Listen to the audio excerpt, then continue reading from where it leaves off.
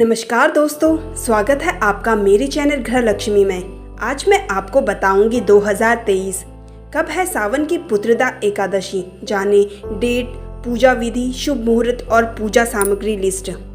सावन माह की शुक्ल पक्ष एकादशी 27 अगस्त 2023 दिन रविवार को है। इस दिन पुत्रदा एकादशी का व्रत रखा जाएगा। ये व्रत पाप नाशक माना जाता है।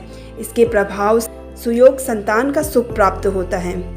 हिंदू धर्म में एकादशी तिथि का विशेष महत्व होता है। सावन महीने के शुक्ल पक्ष की एकादशी तिथि को श्रावण पुत्रदा एकादशी कहते हैं। इस बार श्रावण की पुत्रदा एकादशी 27 अगस्त दिन रविवार को है। हर माह में एकादशी तिथि 2 बार पड़ती है। पहली एकादशी तिथि कृष्ण पक्ष और दूसरी एकादशी तिथि शुक्ल पक्ष में। वहीं साल में कुल एकादशी तिथि 24 पड़ती है। इस साल अधिक मास होने के कारण साल में 2 एकादशी तिथि बढ़ गई है, जिससे इस साल भक्तों को 26 एकादशी तिथि का व्रत और पूजा अर्चना करने के लिए मिलेगा। आइए जानते हैं पुत्रदा एकादशी तिथि कब है, पूजा विधि, शुभ मुहूर्त और सामग्री की पूरी लिस्ट। एकादशी तिथि का दिन भगवान विष्णु को समर्पित होता है। इस दिन विधि विधान से भगवान विष्णु की पूजा अर्चना की जाती है।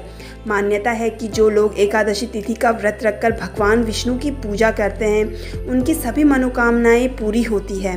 श्रावण पुत्रदा एकादशी का व्रत करने वाले व्यक्ति को वाजपेयी यज्ञ के समान पुण्य फल की प्राप्ति होती है।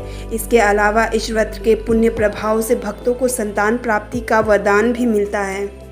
एकादशी व्रत पूजा का शुभ मुहूर्त। एकादशी तिथि प्रारंभ 26 अगस्त 2023 दिन शनिवार की रात 12:08 पर। एकादशी तिथि समाप्त 27 अगस्त 2023 दिन रविवार की रात 9:32 पर। व्रत पारण का समय 28 अगस्त 2023 दिन सोमवार को सुबह 5:57 से 8:31 तक। एकादशी व्रत पूजा विधि। एकादशी तिथि को सुबह स्नान आदि से निर्वृत्त हो जाए, घर के मंदिर में दीप प्रज्वलित करें। के बाद भगवान विष्णु को गंगा जल से अभिषेक करें। भगवान विष्णु को पुष्प और तुलसी दल अर्पित करें। अगर संभव हो तो इस दिन व्रत भी रखें। पूजा के बाद भगवान की आरती करें। इस पावन दिन भगवान विष्णु के साथ ही माता लक्ष्मी की पूजा भी करें। इस दिन भगवान का अधिक से अधिक ध्यान करें। इन बातों का रखें ख्याल। एकादशी तिथि को भगवान विष्णु को भोग लगाएं। इस बात का विशेष ध्यान रखें कि भगवान को सिर्फ सात्विक चीज़ों का ही भोग लगाया जाता है। भगवान विष्णु के भोग में तुलसी पत्ता ज़रूर शामिल करें। ऐसा माना जाता है कि बिना तुलसी के भगवान विष्णु भोग ग्रहण नहीं करते हैं। एकादशी व्रत पूजा सामग्री। भगवान विष्णु एवं माता लक्ष्मी की मूर्ति या चित्र, पूजा की चौकी, पीला कपड़ा, पीले फूल, पीले वस्त्र, फल में केला, आम और ऋतुफल, कलश, आम के पत्ते, पंचामृत, दूध, दही, घी, शक्कर और शहद के मिश्रण से बनाएं। तुलसी दल, केसर, इत्र, इलायची, पान, लौंग, सुपारी, कपूर, पानी वाली नारियल, पीला चंदन, अक्षत, पंचमेवा, कुमकुम, हल्दी, धूप, द्वीप, तिल, आंवला, मिठाई, व्रत कथा पुस्तक और मूली। दान के लिए सामग्री।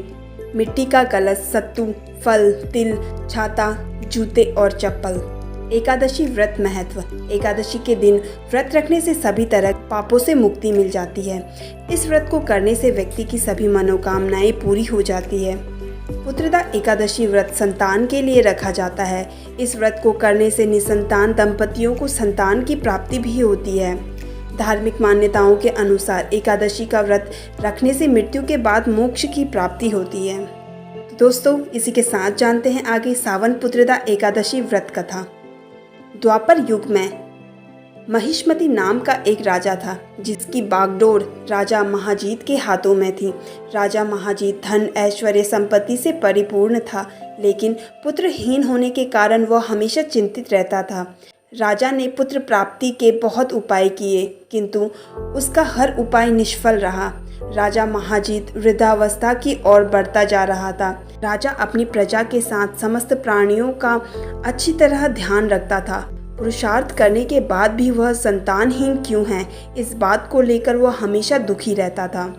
एक दिन राजा ने अपने राज्य के सभी ऋषि मुनियों, सन्यासियों और विद्वानों को बुलाकर संतान प्राप्ति के उपाय पूछे। राजा की बात सुनकर सभी ने कहा कि हे राजन, तुमने पूर्व जन्म में एकादशी के दिन अपनी तालाब से एक गाय को जल नहीं पीने दिया था, जिसकी वजह से गाय ने तुम्हें संतान न होने का श्राप दिया था। इसी कारण तुम संतान सुख से वंचित हो। लोमेश ऋषि ने कहा कि अगर राजा महाजीत श्रावण माह की शुक्ल पक्ष की पुत्रदा एकादशी का व्रत और रात्रि जागरण करे तो उन्हें पुत्र रत्न की प्राप्ति होगी। घर में जल्द ही बच्चे की किलकारी गूंजेगी, साथ ही राजा के सभी कष्टों का नाश हो जाएगा। राजा ने सावन पुत्रदा एकादशी का व्रत पूजन विधि अनुसार किया। इस पुण्य के प्रभाव से रानी ने गर्भ धारण किया और 9 माह पश्चात एक अत्यंत तेजस्वी पुत्र को जन्म दिया। तो दोस्तों, कैसी लगी आपको मेरी ये जानकारी, कमेंट करके ज़रूर बताइए। और अगर आप मेरे चैनल पर नए हैं तो मेरे चैनल को सब्सक्राइब कर लीजिए। धन्यवाद।